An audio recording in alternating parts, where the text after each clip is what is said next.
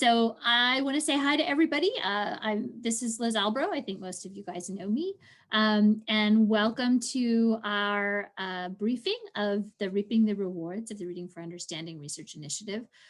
We gave an award to Anne-Marie Palinsar and David Pearson through the academies, led by Amy Berman, to look at the work of our 6 RFU teams and try to summarize what we found, what we learned over that multi-million-dollar investment, right? Over $100 million of IES research dollars. So we had 5 research teams who investigated reading comprehension, explored, developed, and tested interventions from pre-kindergarten all the way through grade 12. And we had an assessment team that came up with a reading comprehension assessment intended to assess sort of situated reading comprehension, if you will, amongst many other things. And I think I'm assuming that Pani will talk about the assessment work. We had something like 300 assessments that were developed. Anyhow, welcome. I'm glad you guys are here. You're not here to hear me talk. You're here to hear this wonderful and esteemed team talk. So I'm going to turn this over to Amy and let you drive the show because I'm not quite sure what the orders are here. Thank you so much, Liz. So my name is Amy Berman, and I'm the Deputy Director at the National Academy of Education. And on behalf of the Academy, I want to thank you all for joining us today. I want to really thank Liz Albro for spearheading both the Reading for Understanding initiative and this Reaping the Rewards of the Reading for Understanding initiative, and our wonderful program officer who's on, Benita Chabra, for all of her efforts as we moved along this project. And of course, the co-chairs of the project, who Liz mentioned, David Pearson and Anne-Marie Palinsar, who were so much more than co-chairs of this.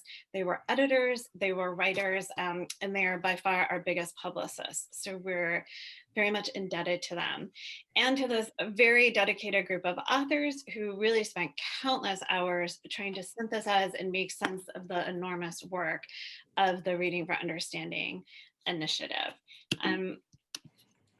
Before I introduce my esteemed colleagues who are going to bring this all together for you, I just wanted to provide a little bit of background. I'm not going to go over all of this since Liz did talk about this, but IES did invest $120 million with the goals being to examine underlying processes of reading comprehension and identify malleable processes that may be targets of interventions for enhancing reading comprehension, and to develop and test interventions designed to improve reading comprehensions.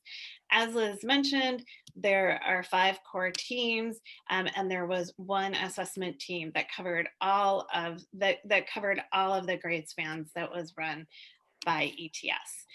Here are the core teams and the grade spans, as well as, like I said, ETS, which covered all of them. It's important to note that these institutions were the leads, but there were many, many institutions and many other researchers affiliated with these teams. And IES invoked the model used by NASA in its mission to the moon. The RFU research was to be conducted by multidisciplinary networked groups of researchers in partnership with practitioners. In the call, IES signaled that it would foster ongoing collaboration across the research groups for the duration of the 5-year rewards in an effort to accelerate the pace of the research. In 2016, IES approved this Reaping the Rewards of the Reading for Understanding grant to the NAEd. And as Liz has already mentioned, it was really to articulate findings across the RFU projects. And you will hear more about that by each of the presentations that you are about to hear. Our steering committee, as we said, was led by David and Anne-Marie, but it also importantly included the PIs of all 6 teams. They were really integral to helping determine how best to parse apart their work and how best to come up with these findings. And we also had other experts in the field. Today, you're going to hear from all of our chapter authors. They're going to each introduce themselves at the beginning of their presentation, so we don't take up time doing that now. And at the end, we will take questions both by hand raising as well as you can all see, there's the chat box. And of course, if you come up with a question along the way and are worried you'll forget it, or you just want to put it in the chat box, please put it in there now and we'll monitor it throughout. And with that, I'm going to turn this over to Anne-Marie Pelkinser. Okay, thank you. All right. So one claim that we make in the volume is that the Reading for Understanding grant really fell on very fertile ground. And in fact, Dr. Karen Douglas, who was the IAS project officer at that time, identified that reading was selected for this tremendous investment of resources because, of course, reading is so important to life and to learning, but also because there was a great breadth and depth of resources from which researchers could draw. And so in this brief presentation, we're going to identify some of those resources and also the ways in which these resources suggested some of the challenges that the RFU team needed to tackle. We're going to begin with the Preventing Reading Difficulties in Young Children report. And I think for many of us, this is going to be a bit of a walk down memory lane. Well, a run down memory lane. So this document grew out of a consensus panel. The findings pointed to the multiple factors that predict reading development, pointed to the really critical role that teachers play and good early instruction plays in fostering reading development, and that good instruction grew out of teachers having a deep knowledge of language and reading development, and that good reading instruction really was optimally supported by school-wide organization, not just in a classroom, and also pointed out the importance of students' home language and how that should figure in early reading instruction.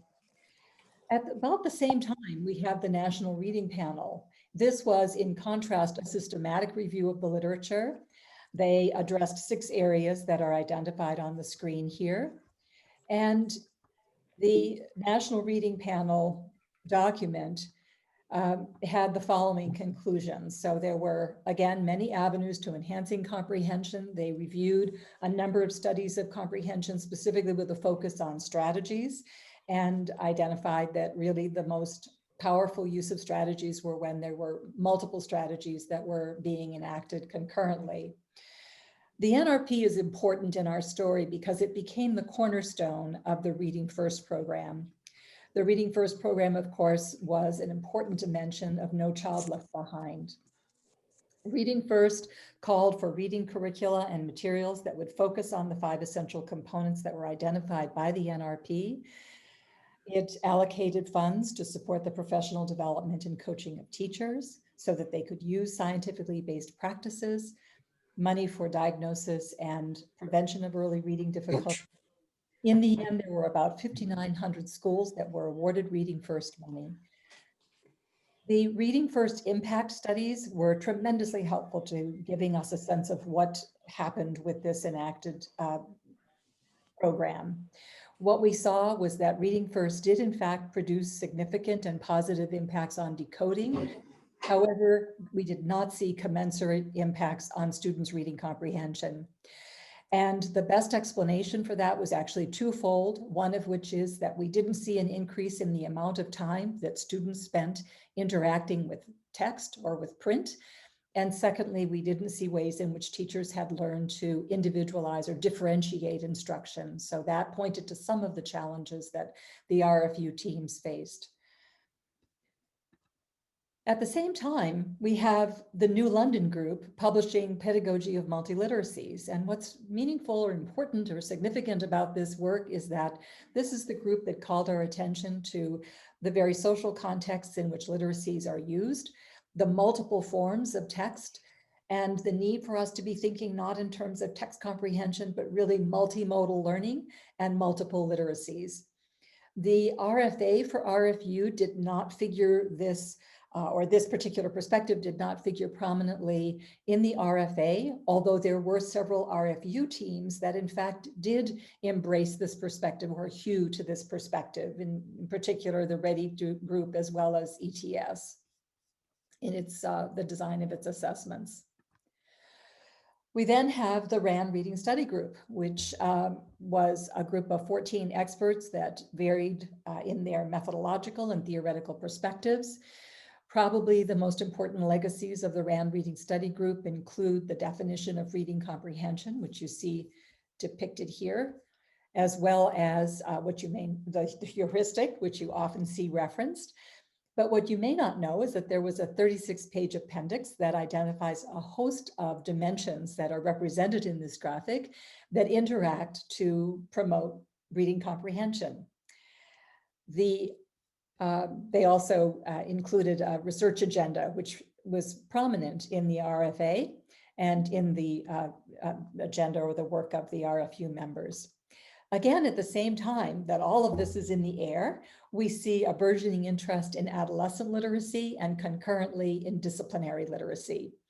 A call to attend to the general language and literacy skills of adolescents, explanations for why we see struggling readers among adolescents, what is it that motivates and engages youth to use literacy and texts, and also, very importantly, what does it mean to teach literacy in ways that are consistent with the demands and the calls of the discipline. The Striving Readers Program was an initiative that really made a heavy investment in the support of particular interventions. These awards, $180 million worth of award money, went to 6 different states. There were a total of 12 studies that met the What Works Clearinghouse criteria, and that allowed us to learn something about 10 specific interventions designed for adolescent readers. Of those 10, 6 showed no discernible effects for the intervention, and 4 had mixed effects. Very importantly, and you're going to see that this prefigures some of the findings from the RFU studies, the Striving Readers research pointed out the complexity of the contextual features that influence comprehension and students' response to comprehension interventions. We also can turn to Nape to see how the definitions of reading comprehension have changed over the course of time. So in this initial cycle, or the cycle of 92 to 2000, you'll see that it's really focused on comprehension for comprehension itself. In contrast, by 2009, you see that the focus is shifting on the construction of meaning and the use of meaning constructed. We can also turn to the Nape data, and this is part of what certainly prompted the RFU. The data from 2009 suggested that only 33% of 3rd graders, 33% of 8th graders, and 38% of 12th graders were judged to be proficient or higher in their reading skills. The Nape tests, if you look specifically, I'm sorry, I apologize, it's 4th graders. When you look specifically at Nape performance on history-specific measures, the results are even more sobering, with only 17% of 8th graders and 12% of 12th graders demonstrating proficiency in domain-specific uses of literacy.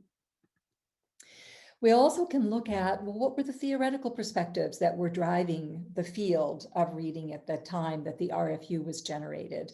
And very prominent in the call was a prevailing theory of the simple view of reading. And this is a graphic with which many of you may be familiar. It's a very helpful depiction of what the simple view of reading suggests. The RFU research did indeed invoke this simple view of reading. And as you will soon see, it also problematized the simple view.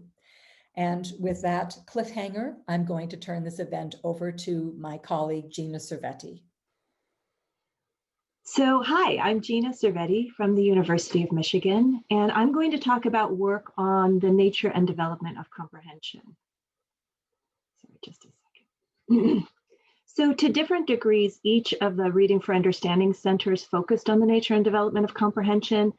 And my report was an attempt to answer the question, what did we learn from all of this research? I answered this question by reviewing and synthesizing a set of papers that were nominated by each of the research teams as those that were most relevant to this topic. Collectively, the research teams examined a wide array of language skills, cognitive skills, social skills, and forms of knowledge, in an effort to better understand the nature of these skills and to better understand how they relate to comprehension.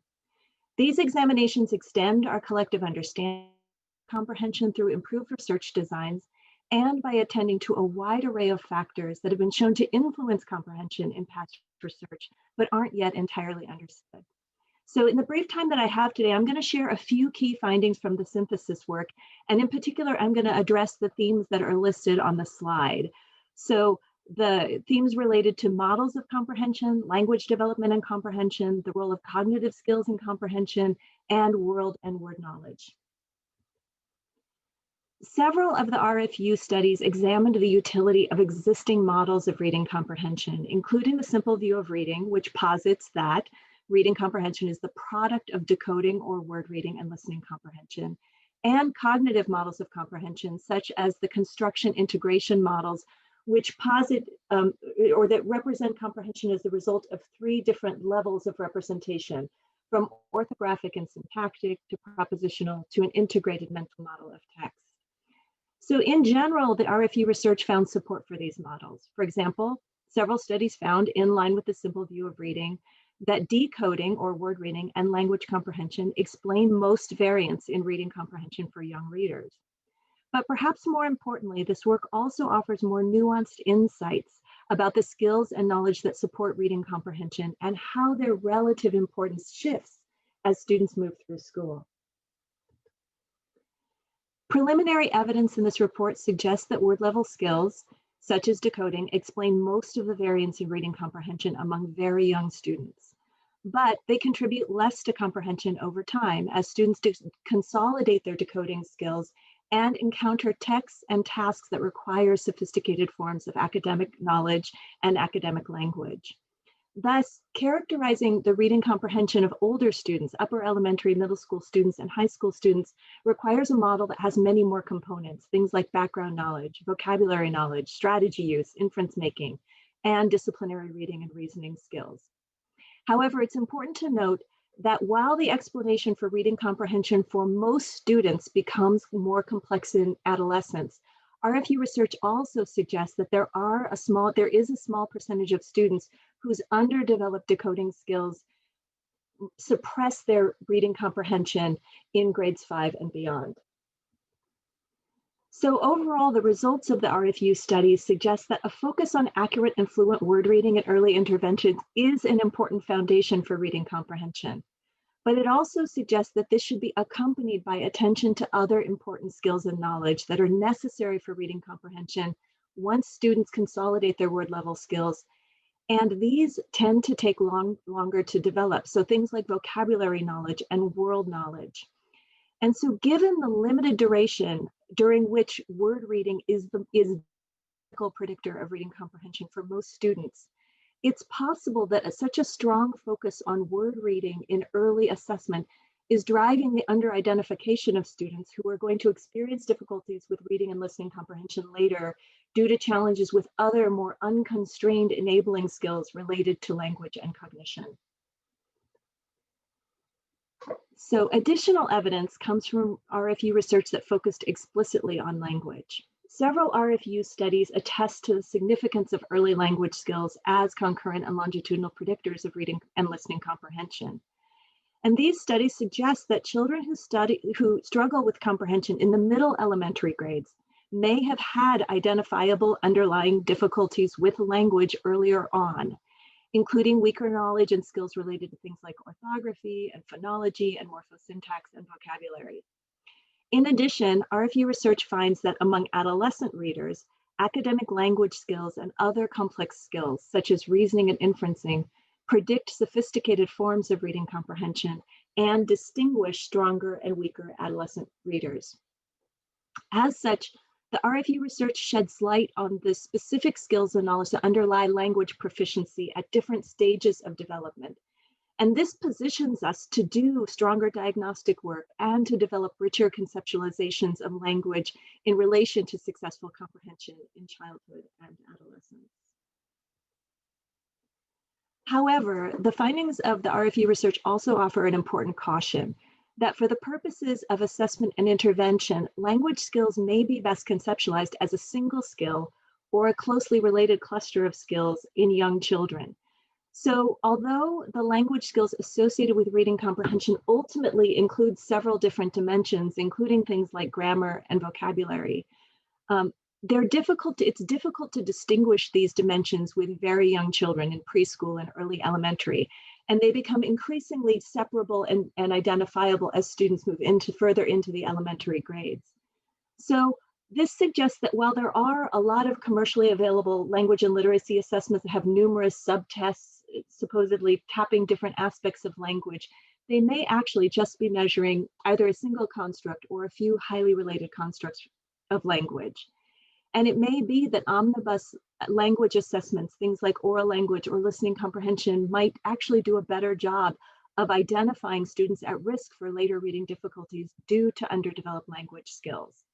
And for the same reason, rich language development experiences may be preferable to those that try to target these different aspects of language. So on to cognitive skills.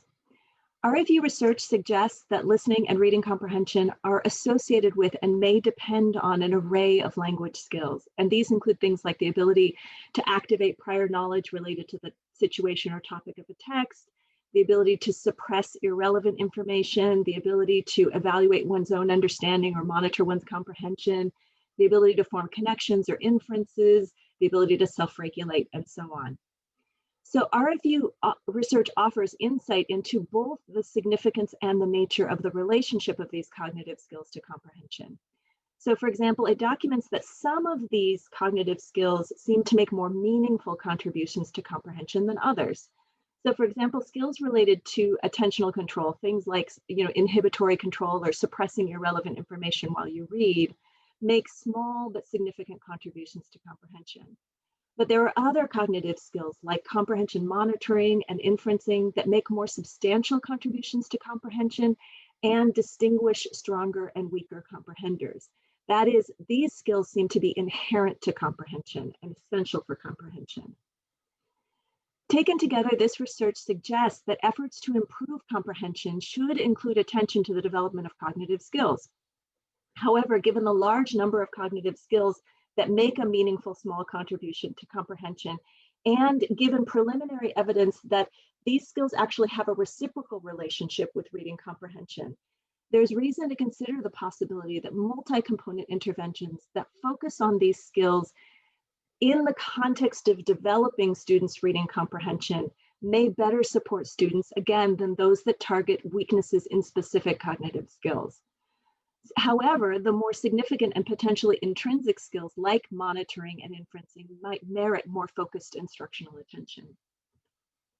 Finally, word and world knowledge. The RFU studies bolster substantial prior research demonstrating the significance of word and world knowledge in listening and reading comprehension, particularly as students move into adolescence. The studies also suggest that at least in adolescence, comprehension may depend on a minimum amount of knowledge about the topic of a text. These studies extend our understanding also by shedding new light on the nature of the relationship between knowledge and comprehension. So for example, RFU studies suggest that the ability to monitor comprehension and resolve breakdowns in meaning may be dependent on students' academic language and academic knowledge. RFU studies also suggest the need to redouble our efforts to build students' vocabulary knowledge and to develop approaches that help to build their general and text-specific knowledge. So both of these have been very challenging in intervention research. The studies also offer insights about the specific features of literacy instructional interventions designed to bolster students' word and world knowledge. So for example, they show that students may benefit from vocabulary instruction that extends beyond instruction of definitions to include lots of kinds of information about words, and also attends to students' morphological knowledge and skill.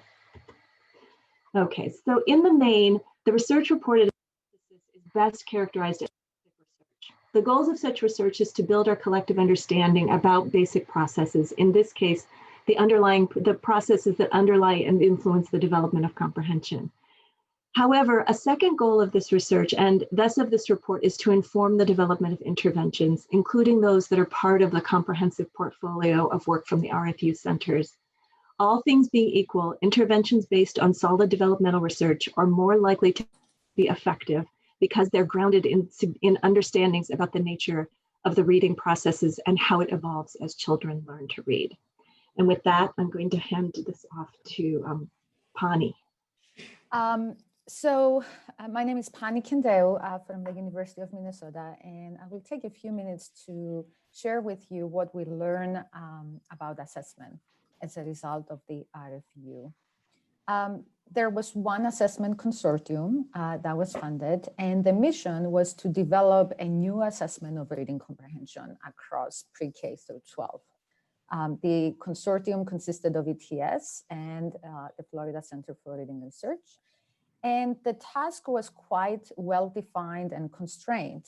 It drew heavily on the Reading for Understanding report that was produced in 2002 by the Reading Study Group that outlined what new assessments of reading comprehension needed to do. So they needed to reflect the dynamic and developmental nature of comprehension, to adequately represent the interactions between the reader, the activity, the text, and the context, and to satisfy criteria set forth by psychometric theory. So the consortium developed 3 core assessments to achieve this goal. It became evident early on that no single assessment could achieve all of these goals. The first assessment, called GISA, which stands for Global Integrated Scenario-Based Assessment, expanded the construct of reading comprehension to what was defined as global reading literacy. That included cognitive language, social reasoning skills, knowledge, and strategies directed towards achieving a specific goal during reading. The second assessment, RISE, addressed a different goal. This one helped identify and evaluate the components of reading, components that we know are the main determinants of reading comprehension across development, such as word recognition and decoding, vocabulary, phonological and morphological awareness, sentence processing, efficiency, and reading comprehension, limited to comprehending single text. And finally, the Florida Center for Reading Research developed a screening and diagnostic measure, and that kind of completed these core assessments, where the goal was to evaluate strengths and weaknesses in students across development.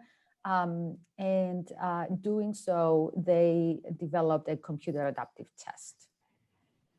Now, this was not the only outcome of the assessment effort. In the context of their pedagogy goals, the other consortia also developed assessments that helped them evaluate the extent to which the interventions that they were developing and the instructional tools were actually effective. We reviewed a few of those as well, and I just want to highlight here a few of those efforts because they were very innovative and notable. So an inference task by the Ohio State University group, a task and a measure on academic language and social perspective taking by the Strategic Education Research Partnership, a knowledge measure and an inference measure by the University of Texas at Austin, and then evidence-based argumentation and epistemic cognition measures from the University of Illinois at Chicago. So all of these efforts and the resulting measures were reviewed and evaluated with certain criteria in mind. The first one was, the requirements that the Reading Study Group put out in 2002 in terms of what new assessments needed to accomplish, current trends in reading comprehension research, and an in-depth review of each assessment by taking into account also standards for educational and psychological testing. And through this review and evaluation, several themes emerged that I'm gonna share with you today. The first one is authenticity. These assessments expanded our view of reading comprehension and now capture what reading means in the 21st century. We read for a purpose, we establish relevance and standards of coherence, we integrate information, not just within a text, but also across multiple texts. We evaluate source credibility, we allocate our attention according to what the purpose of reading is and what the task at hand is, and we navigate digital information and communication environments in doing so. So this was enabled by developing web-based assessments. So for example, GISA, which is one of the core assessments that was developed, it's a scenario-based assessment that is administered in a web-based environment. In this context, the test taker works with virtual peers to achieve certain goals. And in doing so, they draw from different texts and sources, and they engage with different tasks and items that evaluate their reading comprehension. So this expanded construct found its way into the assessment design. The second theme pertains to strong theory-based assessments. Without exception, all of the assessments that were developed, the core assessments and the additional assessments, have a strong theoretical basis. So for example, the diagnostic system by the Florida group draws heavily on component models of reading comprehension, such as the simple view of reading. Rice and GISA draw heavily on models of single text comprehension, but also on models of multiple text comprehension. The next theme that emerged had to do with the developmental sensitivity of these assessments. Again, it became clear that it's impossible to have one assessment system that will evaluate the main determinants of reading comprehension as those change across development. It was possible, though, with a system that includes multiple assessments. So again, the FRA assessment focuses mostly on decoding and comprehension. The RICE pushes that a little bit forward with integration and analysis. And finally, GISA taps on higher order processes such as analysis, synthesis, and evaluation, thus accounting for this developmental sensitivity of reading comprehension. The fourth theme had to do with instructional sensitivity. This has always been a challenge with traditional reading comprehension assessments, namely their lack of sensitivity to our instructional efforts, especially when we include them as distal measures, as those removed from the instruction measures. It was a pleasant surprise to see that the RFU assessments that have been developed, so all three, GISA, RICE, and FRA, showed sensitivity to instruction when they were included as outcome measures in interventions that were not developed specifically to target the skills that were privileged in those assessments. The next theme has to do with instructional value.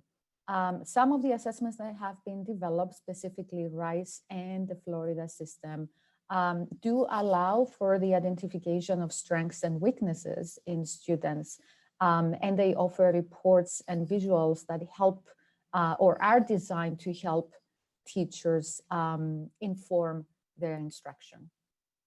The next theme has to do with increased complexity. The RFU assessments expanded the type of tasks, the types of texts, and the types of questions associated with those texts. So this heuristic that has driven a lot of the work, pedagogy work, assessment work in the context of reading comprehension also was expanded in the context of the RFU assessments. So now we have multiple and different activities, multiple texts, not just single text, and more multimodal or multimedia text, and also multiple peers or simulated peers engaging with the test taker in the context of the assessment. This was specifically evident in GISA. The next theme had to do with prior knowledge. The inherent relation between prior knowledge and reading comprehension has always been a challenge for assessment. For the most part, assessments try to control or minimize the demands of knowledge in addressing that issue. GISA took a different approach to this. They included knowledge as one of the important moderators in the design of the assessment. And they did that in 3 ways. They measure prior knowledge directly, so they develop a short and quick measure to do that. They also provided access to additional content during the assessment that included videos or definitions or diagrams that were meant to support students' prior knowledge during taking of the assessment. And finally, they structure the different sources from more general to specific to allow the students to acquire the knowledge needed in the context of the assessment so they could complete more advanced tasks towards the end of the assessment. With respect to technical adequacy, all of these assessments had strong evidence for validity, reliability, precision, fairness in testing, and the intended use of scores as outlined by the standards. They had large national and diverse samples, iterative development. They used advanced methodologies like classical test theory and IRT and deep analysis to identify bias. Finally, efficiency was also a main theme that emerged. Both GISA and RICE are web administered, they're automatically scored, and they take less than an hour to complete. FRA is also quite efficient. It is computer adaptive, so it actually takes less than 45 minutes to complete. So taken together, the IFU Research Initiative had a profound impact on assessment. It has given us a new generation of reading assessments that are more authentic in terms of their conceptualization of reading comprehension. They are developmentally sensitive. They do emphasize instructional utility and value, and they do reflect the consequences of reading with comprehension. It has also given us an additional toolbox of measures that do enrich the range of possibilities that we now have available in terms of what constructs we can actually evaluate and consider. And it enables the measurement of aspects of comprehension that are more contemporary and innovative. The core academic language skills measure, it's one example. The evidence-based argumentation measure, it's another example, but there are many more. So with that, I would like to thank you, and I can pass it on to Gina Biancarosa and Peter Alflerbach next.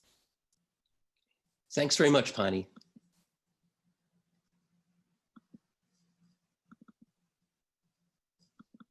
Thanks, Pani. Peter's just sharing our slides here. Yeah, here we go. Great. So I'm going to begin, but this work was very much engaged in as a team, as most of the work that we're presenting to you. So now we'll go to the next slide here, Peter. So when we look at the curriculum and instructional portfolio of Reading for Understanding, 5 of the 6 core teams were engaged in developing curriculum and instructional approaches. And there was an incredible level of productivity and work here that we're only going to really skim the surface of. Across the 5 teams, can you click for me, Peter? There were 18 curricula that were developed, and again, that spanned preschool through high school, with each grade having at least 2 teams developing curriculum and instructional approaches. All 5 teams sought to couple reading comprehension with content learning, from ELA to social studies to science and even math. And across the 18 products that were developed, they varied widely in terms of both how they were developed and studied, although all of them included at least one randomized efficacy trial, which I'll summarize in a moment. But they also varied greatly in their pedagogical approach.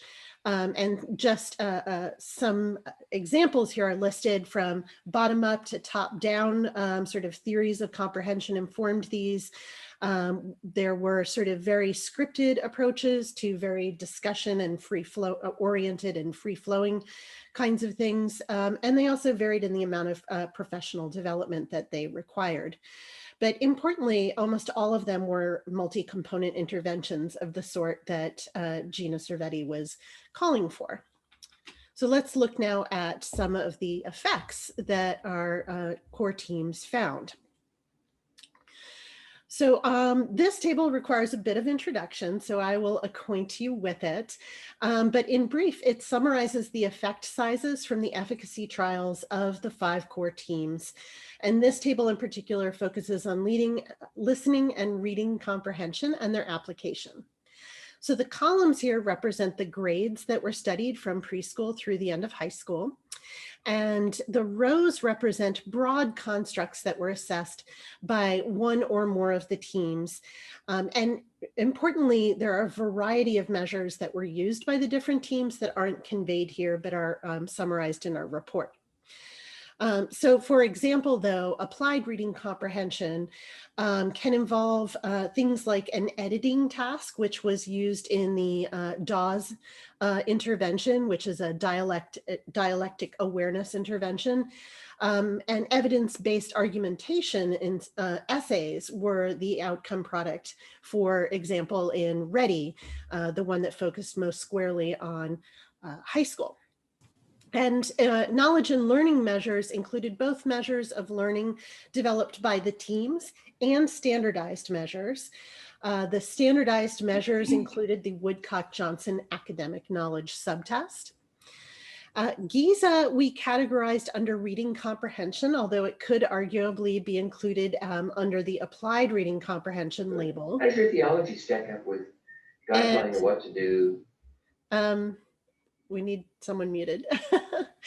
And RISE is represented actually on the next slide, which we'll get to in a moment, because it assessed both reading comprehension and component skills. Within each of these constructs, the reason we have white and yellow rows, we wanted to differentiate between researcher-developed measures, which are in the white rows labeled with an R, and publisher-designed measures that are available more widely, which are in the yellowish rows labeled with a P. And the acronym of the interventions appears where they assessed effects on students. So where those acronyms are bold, the effects were statistically significant, and regular font indicates that there were non-significant effects. In addition, each acronym is followed by dots or an N. An N indicates null or negative effects, and the dots correspond to Cohen's suggested interpretation of the magnitude of effect sizes, with the addition of a weak category that we decided to add given what Bloom and colleagues have found regarding patterns in effect sizes. And this is also why we separate between different types of measures. That is, Bloom and colleagues found that effects tend to be larger for researcher-developed measures and weaker for published or more sort of distal measures. And in addition, effects tend to be larger for earlier grade levels than for later grade levels. And in fact, this is exactly what we see in the RFU portfolio. We see far more bolded acronyms in the white rows, and we also see more of them in the earlier grades, or at least more dots in the earlier grades for those effects. But what's particularly heartening to me about this table is that the effects for reading comprehension in the intermediate, middle, and high school grades, where researchers have typically struggled to obtain significant effects at all of any magnitude on published measures, and in fact, we do see that there are a great number of those. And while no one approach in the portfolio has entirely consistent effects, be it across grade levels or across different outcomes, what's exciting to see is that collectively they saw significant effects in every grade. We'll turn now to the components that were also assessed by the consortia. And so the next slide, please, Peter. Thank you. So this table is organized in exactly the same manner, but it's simply reporting on the effects for components of comprehension. And again, we see the same pattern where we have larger effects in the earlier grades, and we also have larger effects for the researcher-designed measures than for the published measures. It should be noted that we see a great number of null effects here in this table, but that is actually to be expected for the interventions designed by the Florida Center for Reading Research, because they assessed the same range of component skills across all of their interventions and grade levels in order to inform their developmental work. So distinguishing their targeted versus untargeted components was just one level of complexity too much for this table, but suffice it to say that they tended to see the effects in the targeted constructs. Moreover, I would recommend one of the takeaways that we came away from this work with is that this tactic of using common sense, common assessments for both targeted and untargeted constructs across a number of interventions is something that really lent some insight into intended and unintended effects. And so we recommend that kind of an approach for future ventures like Reading for Understanding, as well as increased consistency in measures across teams, especially in the primary target of intervention, which here was reading comprehension. There was limited overlap across the teams, and that's something that we would like to see increase in future efforts. Peter, your game now. Thank you. Thank you, Gina. And good afternoon, everyone. I hope everyone's getting a sense of sort of the monumental tasks that were taken up as the RFU synthesis was conducted. And I'd really like to thank Gina and David Pearson in the work that they did with examining different research studies and coming up with these effect size analyses. I would say that doing a synthesis of research that spans from pre-kindergarten to high school, that's done with diverse sets of students with different curricula, different approaches to instruction, and different hoped for educational outcomes is a big task. And I like to think about what we did as sort of building a mosaic in which we took parts of the studies that were clearly interesting and significant, and put them together, these individual mosaic tiles. And the image that emerges is one that I think it's both exciting and promising. And it's exciting because we're seeing curriculum and instruction that is well aligned with our evolving concept of what reading comprehension is. And it's promising because we see that students are developing reading comprehension as a result of the curriculum and instruction that was used across a good number of these studies. So I'm going to next go on to the themes that emerged from the curriculum and instruction portfolio.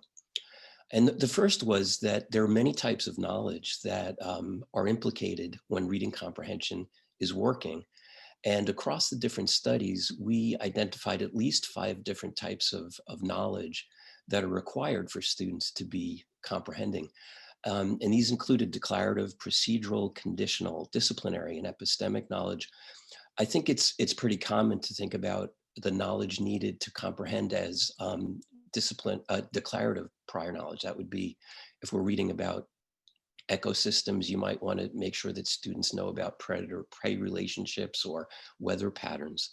And that certainly remains an important part of the knowledge that students bring.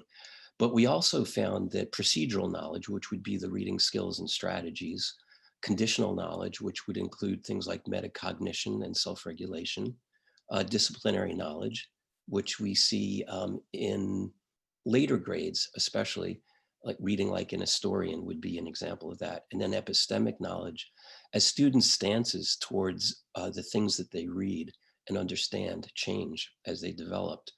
And we believe all of these types of knowledge are involved in readers' development. The implications for these diverse types of knowledge are important as we think about the learning outcomes of our instruction, the nature of instruction itself, and then the focus of assessment as we try to gauge students' individual reading achievement and also reading program effectiveness. And we take this first view of knowledge as being very promising in terms of guiding future research that looks at developmental continua across these 5 types of knowledge, as well as the interrelationships that they have. A second theme that emerged from the array of studies was in relation to the notion that at some point in elementary school, students move from learning to read to reading to learn. And we're convinced that that's really not true. I guess that's the best way to put it. When students are learning to read, we see that happening in high school.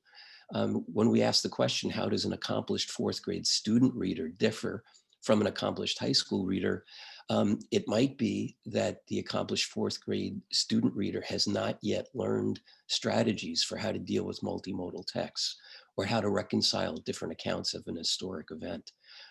So that's clear to us that we want to have students continually learning to read as well as reading to learn. And the RFU studies on MAS really helped us understand the school reading contexts and approaches to reading instruction that can foster learning to read and reading to learn. A third theme that emerged was really the centrality of metacognition and how they're essential for reading comprehension to happen.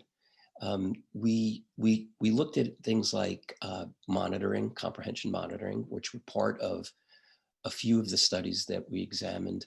We also looked at the encouragement for students to become mindful and self-aware, the ability of students to plan in relation to goals that they had set or that the teacher or curricula had set, and to be self-regulating across acts of reading.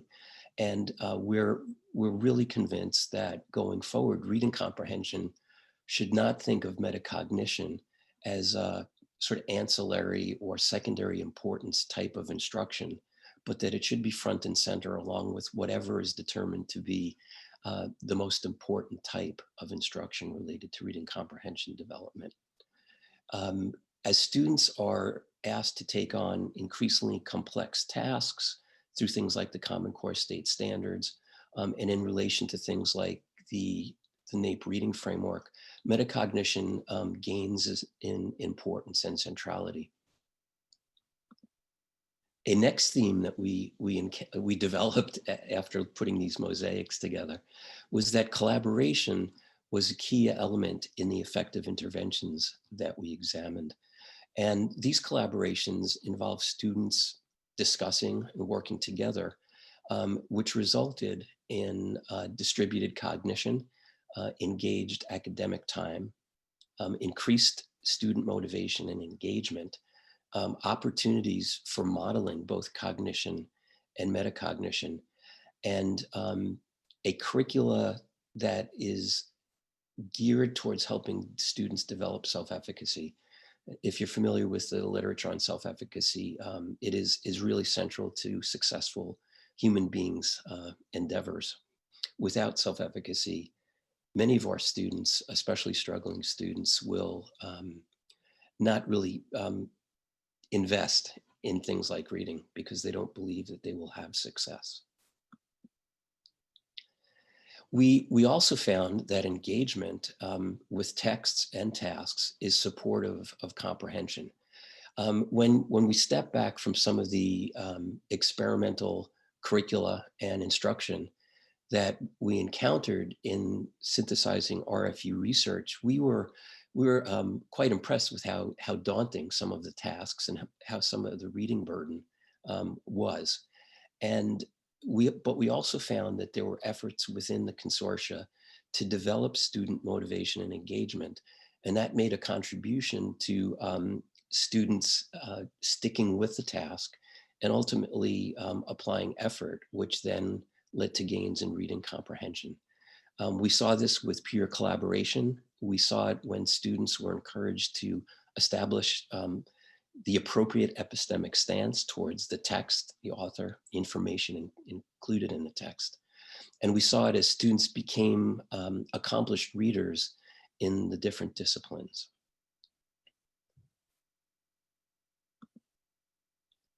And I believe this is the final theme. Let me check. Yes, okay.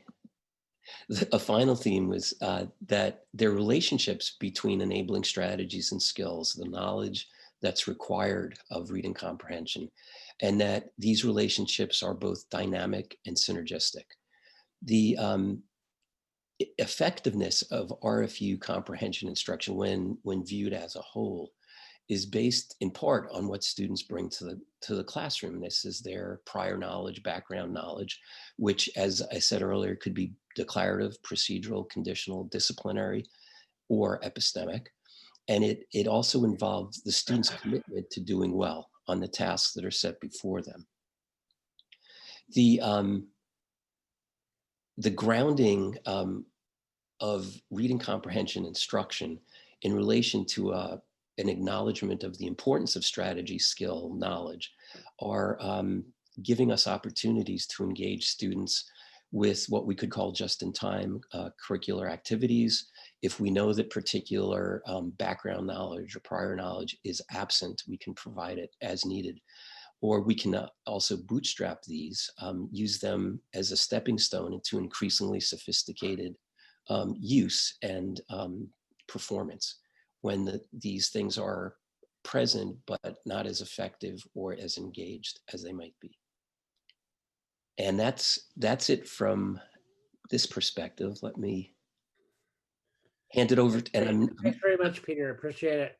Sure. Okay. Well, this is David Pearson from formerly UC Berkeley and now just up the hill from UC Berkeley. And I'm going to reprise chapter 6, which is about taking stock of the entire RFU initiative. And this chapter addresses our collective intent to look across the entire array of RFU work, development, assessment, pedagogy, looking for recurring trends and implications, and ultimately a legacy for this very substantial initiative. Next slide, please. Of the 4 hours it takes to give this talk, I'm going to give in 10 minutes. Here's what I can emphasize in the 10 minutes that I have. A few cross-cutting insights across the 3 areas of research. A comparison of the state of knowledge we had in 2009 when the RFA was issued with what we have now as a way of gauging some of the larger contributions to the field of the RFU initiative. And then finally, a legacy of research priorities that lie ahead of us. Slide, please. Next slide, please. The first is the affordances of the long runway that an initiative of the magnitude and complexity of the RFU provides. It's what we can get from a planned effort that involves many players that we would be less likely to get from the normal marketplace of ideas, the let 1,000 flowers bloom model. And that is precisely why IES decided to invest in reading comprehension, because they thought it was ready for the mission to the moon approach. First, we get fine-grained longitudinal examinations of development, as Gina has convinced us of.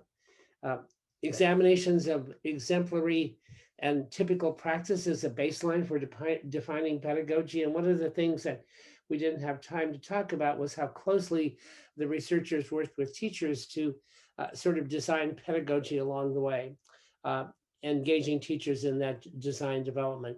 Extensive professional development with lots and lots of evaluations of the quality and dosage of the professional development that was provided. As Pani so ably documented, pedagogically sensitive assessments.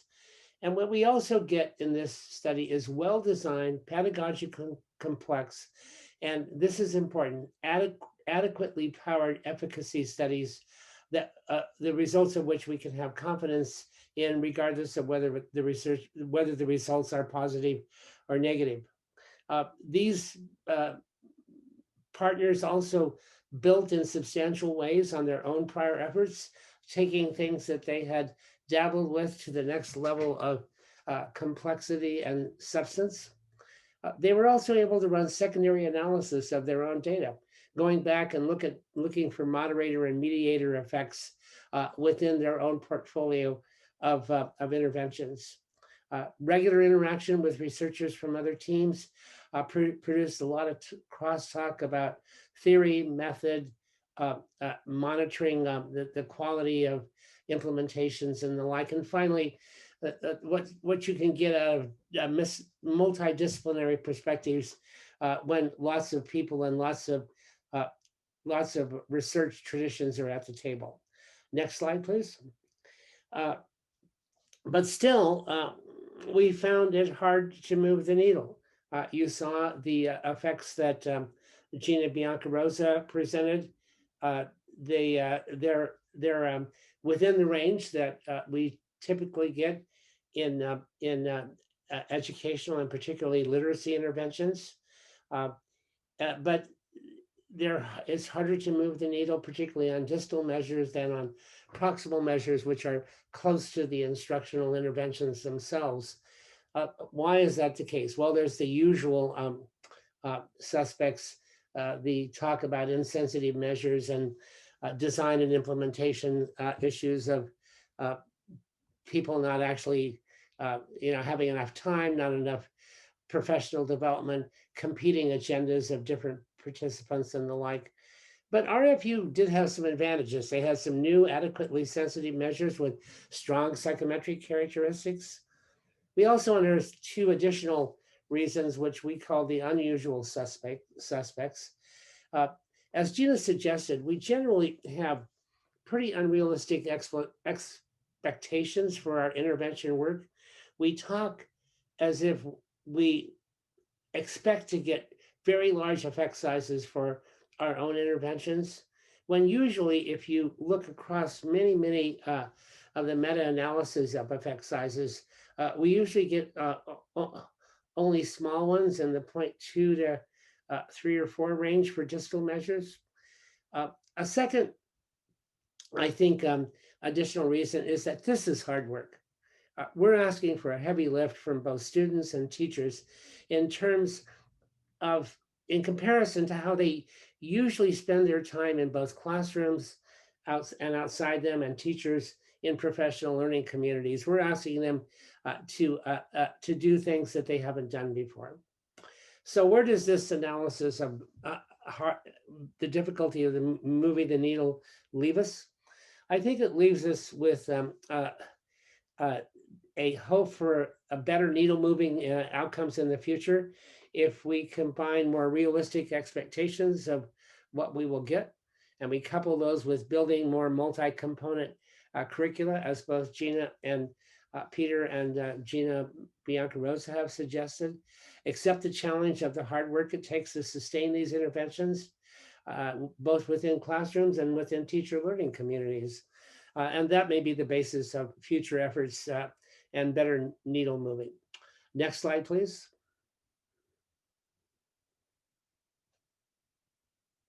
We now turn to the 2 issues where we're going to sort of do a before and after comparison on this set of issues. We cover 3 in chapter 6. Today, I'm going to talk about 2, the simple view and disciplinary literacy. I won't have time to talk about, what we learned about the RAND model.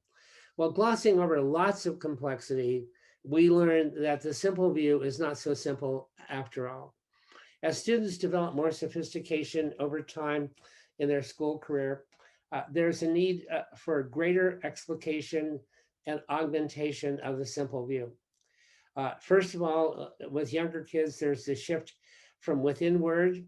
You can read that as either as decoding or morphologically related, to word level and beyond word level, vocabulary, syntax, and discourse factors as assuming more importance.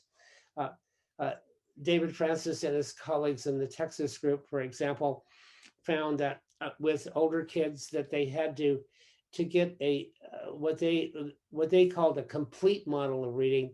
They had to engage knowledge, inferential capacities, and even text variations in order to get a better explanation of of middle school reading comprehension. The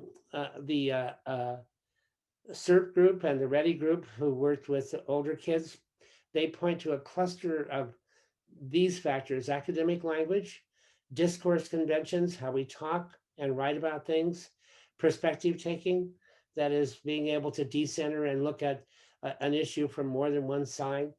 Reasoning and argumentation are all implicated in the mix of what it takes to explain reading comprehension. I think in the big picture, though, there's a paper that Tumner and Hoover, both of whom worked with Phil Goff to write the initial views of the simple view of reading. They wrote a kind of a retrospective piece in, I think, 2018, where they said, look, you got to revisit the original purpose of the simple view. Is to give us convenient buckets for classifying the types of variables that account for the complexity in reading. It's simple at the tip of the iceberg. We have decoding and listening or language comprehension, but it's complicated under the surface. There's lots of things within those two buckets. As a result of this collaboration on the synthesis, by the way, we, the collective authors of the RFU report, were able to publish a piece on the nuances of the simple view in the RRQ special issue on the science of reading. And we encourage you to take a look at that. It's one of the serendipitous outcomes of our collaboration. Next slide, please. With respect to adolescent and disciplinary literacy, I think we learned that it's better to start inside the disciplines and move out to see what they have in common, not just sort of presume commonality and then going to look for what's different. While reading to learn is, another thing we learned is, while Peter said, while reading to learn is very important, there is much that adolescents still have to learn in order to master reading in the middle school and beyond, particularly about knowledge and language. A disciplinary stance suggests that many aspects of the world of reading comprehension are better understood from within the disciplines, how we represent knowledge, including grappling with the epistemology question of how we know what we know or don't know, deploying specialized reading comprehension strategies that can help crack open the puzzles of opaque language, vocabulary, and syntax, are better instantiated at the discipline level. Discourse practices that define how we explain phenomena and how we argue about the validity of competing explanations are, again, better characterized within that across disciplines. And then finally, pursuing goals, often taking the form of projects or solutions to problems. I think the conclusion that we reached from all these insights is to start from inside each discipline and then look for commonalities across. So next slide, please. Ongoing research priorities.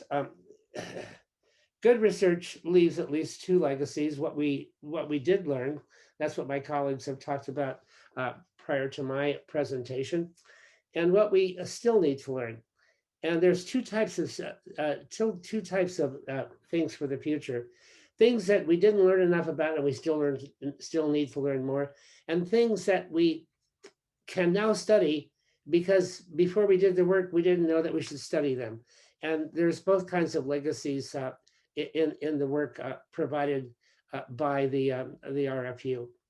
Okay, next slide. These are some recommendations for future research that we reached in chapter 6.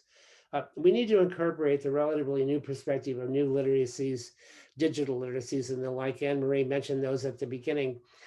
These were not part of the RFA for the RFU, nor were they as prominent on our radar screen in 2010 as they are now. To help with that issue, the Academy will house a website with a white paper by Anne-Marie, Miranda Fitzgerald, and Jenny Higgs to address this very issue. As I've looked at this issue in my work with Nape, for example, one of the things I've learned that we need to take into account is that digital representations are more than print on screen. They're very multimodal, and they're very they don't sit still like letters do on a page, and the like. And so we need basic research on the fundamental processes as well as instructional practices with these new forms of representing ideas and information. Next slide. We also need to develop more precise tools for evaluating the implementation of interventions. And here I think we need to look to the work of improvement science that Tony Brick and his colleagues at the Carnegie Foundation have been examining over the last 6 or 8 years. For one thing, we need to admit that systems as well as individuals learn and change, and we need to document that. And we can keep intervention fidelity, but we need to add some other concepts, like we need to have an index of intervention validity and integrity, and that's an index of how well it fits within the particular context in which the intervention is instantiated. And we need a more ecologically sensitive approach to examining the constraints and affordances of implementation. And by the way, I was pleased to see in the new RRQ issue on the science of reading that I mentioned earlier, there's a piece on implementation science, which is the name that the scholars gave it, by the Florida Center for Reading Research, RFU scholars. And it's very interesting because they did so much randomized control trials. And one of the insights they developed from all that work was the need to examine implementation much more rigorously and scientifically. Next slide. There's, as Peter documented, the importance of language and knowledge in his thematic analysis, but I think we need more work testing the power of the RFU expanded view of knowledge to help us understand and improve comprehension. And I think that, we've known about the first three, declarative, procedural, and conditional, but it's the disciplinary and the epistemic knowledge that I think are the new kids on the block and deserve much more attention than we've been able to give to them so far. And the second related issue when it comes to particularly work with older kids are the sophisticated issues of language that come with more complicated knowledge and more rigorous reasoning. That is, sometimes the texts are hard because the ideas are hard and the like, and we need to sort all that out. Now, next slide, please. As hard as the teams worked to achieve the most rigorous distribution of populations that are characteristic of our country, there was lots of variability across the teams in terms of the degree to which populations reflected the national and regional trends and demographics. But when it was appropriate to do moderator analyses based upon race, ethnicity, income, or other categories, there was little evidence in the pedagogical research that effectiveness varied by demographic categories of race, ethnicity, and income. In other words, if a particular intervention worked, it tended to work for most of the students in most of those categories. That I think is in and of itself an interesting finding that needs to be explored further, perhaps with some secondary analysis in this vast data set. And we need more asset-driven research on diversity issues. We know about cultural relevance. We know about cultural sustaining pedagogy, and we know about multicultural pedagogy. And I think all three of those constructs need to become more front and center in our, particularly our pedagogical work, but also our developmental work. Next slide. This is the last one. You've all been waiting for this to end, I'm sure. We want to close by providing an answer to the question, what rewards did we reap from the Reading for Understanding initiative? And there are at least 3 ways to answer the question. In the book and in this session today, we've been answering that grand question, finding by finding, study by study, issue by issue, theme by theme, and insight by insight. But we can also answer the question with numbers and talk about the hundreds of researchers and the thousands of teachers and students involved, the hundreds of refereed publications, the average effect sizes of the interventions, and the thousands of downloads of the materials and reports that this consortium produced. Or we could tell you a completely different story to mark their achievement. We could assert that it is hard, but not impossible to move that stubborn, sticky achievement needle. But it takes a lot of effort and stamina to do so. And the key elements of success when you do that are at least these: strong professional learning communities that sustain engaging but challenging teacher practices, that sustain wide and deep student engagement in collaborative discussions about interesting and even edgy texts. These conversations are on the pathway through comprehension to using knowledge to do something: tell a story, explain a situation, argue with an author or a classmate, maybe even plan to change the world. What this means is that the job of comprehension is not complete until one uses the resulting knowledge to do something. In short, one reading of the RFU is that it has given us a glimpse of what an alternative culture of comprehension pedagogy might look like. RFU has led us part of the way down that path, and the legacy they have left us, both in terms of what we learned and still need to learn, is surely an important roadmap for taking the next steps in unpacking this important pedagogical puzzle around comprehension and learning in the presence of texts. Thus endeth our presentation. And now I'm going to turn things back over to Amy for the next phase of this seminar. Hi all, thank you so much. So right now, I don't see any questions in the chat. And I'm not sure I see any hands raised. So does anybody want to jump in with a question? So Carolyn, I see you have a comment. Did you want to say something? Sorry, hand raising doesn't work very well for those of us in the federal space, just so you guys know. We don't actually have full Zoom functionality. Oh, then just feel free to jump in with a question. I'm sorry, I'm just now seeing that you put something into the chat. It hadn't popped up yet for me yet. Do you want to go ahead and read it, Carolyn? Hi, yeah, this is I'm Carolyn Fidelman. I'm the core for the study director for the middle grades longitudinal study. We just finished our last round of data collection, and we'll be able to release that data the end of next year, hopefully. You never quite know. But we were the beneficiaries. I mean, David was talking about rewards.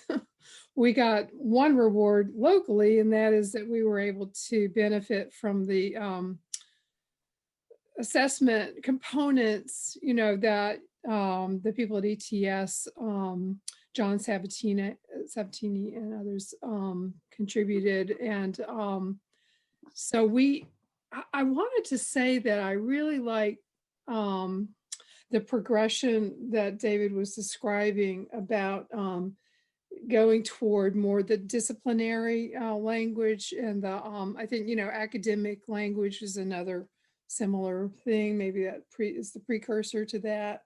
But that to me, it seems like it actually the reward would be something like critical thinking, the ability of you know, them to show critical thinking, reading / skills, you know, as really the end result, because I think that's what's missing in some sense in our country is critical thinking skills. I would really like to see it leading to, no, really, I think recent events have really brought to the fore the fact that this is missing, really, and this could really contribute to better informed citizenry, which is really what the Department of Education is all about. So I unapologetically am putting that out there. I did also want to say that in that same vein, what you see, and I've done observations of our testing, is these kids, when they take that, we use these like scenario-based assessments as in the GISA. I would talk to them after they took the test, you know, and say, well, how did you feel about that? How did you think about that test? And they were enthusiastic. I mean, it was fun. they were motivated. And I mean, that again speaks to the disciplinary part. In other words, if the context is there and they're enthusiastic, that sort of more, I don't know, it's almost socio-emotional. It goes into that area where you have this motivation and you see, oh, reading is fun. It leads to something rewarding for me personally, you know, and then on and on. So that's what I just wanted to say. I have this experience of how kids are when they take these tests. Assessments are often poo-pooed and everybody hates, oh, testing's horrible, but they enjoyed it. So I just think that's interesting. Yeah, if I could just respond for a moment, I think it's the disciplinary nature, the sort of authenticity and problem-centered nature of the tasks, but there's also a lot of guidance in the form of scaffolds and the engagement of knowledge, and the sequence of tasks you go through, and not to mention the avatars or task partners that you work these things out with, that I think all contribute to that engagement and motivation and the sustaining of attention and effort. So you're right. I'm a big fan of that, right? And I just am going to jump in here. I think that probably many folks in this room, this virtual room, know this, but the work of RFU hasn't stopped in many ways, right? While the Reading for Understanding initiative is officially ended, it's like when I look at the portfolio of work that we're currently supporting here and that is being supported elsewhere, the legacy will continue. I mean, so for Giza, for example, we've got a project right now where Sabatini and his team are working on using the Giza to work with low literacy adults, right? Sort of how do you take a scenario-based assessment to address another real need that we have in our community, right? How do we help low literate adults? And all of the measurement work continues strong, as well as some of the intervention and development work. So, but I want to thank you guys. I know there might be other questions and comments and responses, but I want to make sure I just thanked everyone for everything that they've done. Okay, Pani, you were going to say something. I saw you raise your hand. In relation to assessment, I mean, I'm glad to hear about those continuing efforts. I've seen some calls from IES where there is an emphasis on using those standard measures that exist, and a lot of those are to some extent outdated. And now that we have this new set of tools, I think it would be great if there is a push to make more of those as the new standard measures. So I just wanted to bring that up because I noticed that call for the use of standard measures. Thank you. Yeah, I want to put in a plug for some of the other assessments that didn't get quite as much psychometric attention as Giza and RISE and the FRA. There are some really cool other measures, and in Pani's papers, she documents a lot of those measures that were developed for purposes of a particular intervention or a particular developmental study and the like. And one of my favorites is from Harvard. The what's the name of the academic language one? Yeah, the something academic the language. Are you thinking of the CalSci? Yeah. That's it, right? That they've developed there. Yeah, it's I think going to provide us with really sensitive measures of discourse and complex syntax development in those middle and high school years.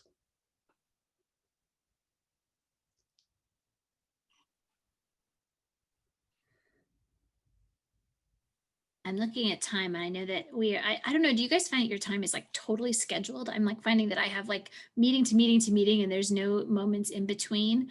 Trying to think if you guys have like one last takeaway for us. I know there's all of you, like something that you want IES to take home as we think about what we're going to invest in. I know, David, you gave us some high level conclusions from the chapter, but you guys finished writing that, what, a year ago now? It's been a while, right? When it came out.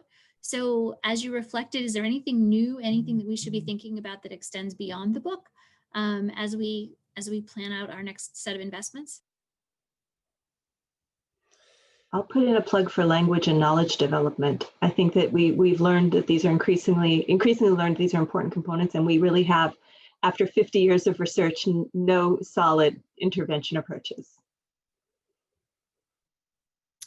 And I'll put in a plug for the new visions of what classrooms can look like, what are curricula that are likely to be engaging for both students and their teachers, and the importance of that for understanding some of the equity issues which have only been exacerbated by the pandemic and the consequences, the economic consequences. Yeah, I would. Go ahead, Peter. Thanks, David. Yeah, I would say just moving beyond the vision of the reader as a strategy and skill user to think about metacognition and engagement and self-efficacy. Just we know that human beings operate best in contexts where they feel like they can accomplish things and where they're engaged with other human beings. And I think both instruction and development that is in that direction is going to benefit students. I was going to say, I was so impressed when I saw the piece in RRQ, the Science of Reading piece, by it was Florida State plus some friends from elsewhere, and it vied with our piece for having the most authors in that issue. But I thought it was really significant that all these folks who are very, very rigorous, researchers and in the strongest tradition of post-positivist research on that utilizes quantitative methods and the like, that they chose to emphasize the importance of studying implementation more carefully. And I think it's because there are so many competing agendas out there in schools, and getting a handle on what those competing agendas are and somehow taking them into account in analyses is, I think, really important. And so I applaud their moves toward an implementation science. Even Mark Seidenberg's piece in that issue is about implementation and the differences between the science of the process and the science of implementation. And so I think there's an increasing recognition of the importance of that facet of studying these things. And I think without that, we won't learn very much once we have a result about how it can be scaled to other places and the like. So I think that's really important for I know a big IES goal is scaling. So I would look to that. Awesome. I unfortunately have to go because I'm one of these people with the 2:30. Vanita, did you want to close us up and just sort of have some closing remarks? And Amy, I don't know if you wanted to say something as well. Well, I can just say that thank you all very much for joining us. Thank you for this information. I was taking very, very detailed notes as you were giving your thoughts at the very end. And certainly if anybody who is joined in would like to ask any additional questions, you can reach out to me and I can ask the team. And thank you very much for your efforts in presenting. And we have a recording as well for any of the colleagues that weren't able to attend. So I'll be sure to pass that along. Amy? I just want to echo the thanks. It was an amazing, amazing writing team that came together. And you saw these presentations, but these poor people started on a different track because we thought that was the right way to start at the beginning, and rewrote these papers more times than they would care to think about. And we're incredibly indebted that they stuck with us through the process and all of their hard work, because it made it a really great volume. So the Academy thanks them. And I just want to say this is the first chance in about a year that I've been able to see all these people at the same time. So it's good to reconnect us. Thanks for reconnecting us. And thanks for your support all the way, IES. Had to make it happen. And for those of my colleagues on the phone, if you haven't read the book, please read it. It's a great book. It's a great read. And yeah, the writing is fabulous. So thanks to the writing team and to everything that you guys have done. All right, I got to go to my other call or I'm going to get in trouble. But it's great to see you guys, and take good care. And yeah, nice to see everyone. Thanks everyone for joining us. Bye. Bye, everybody. Bye. Bye-bye.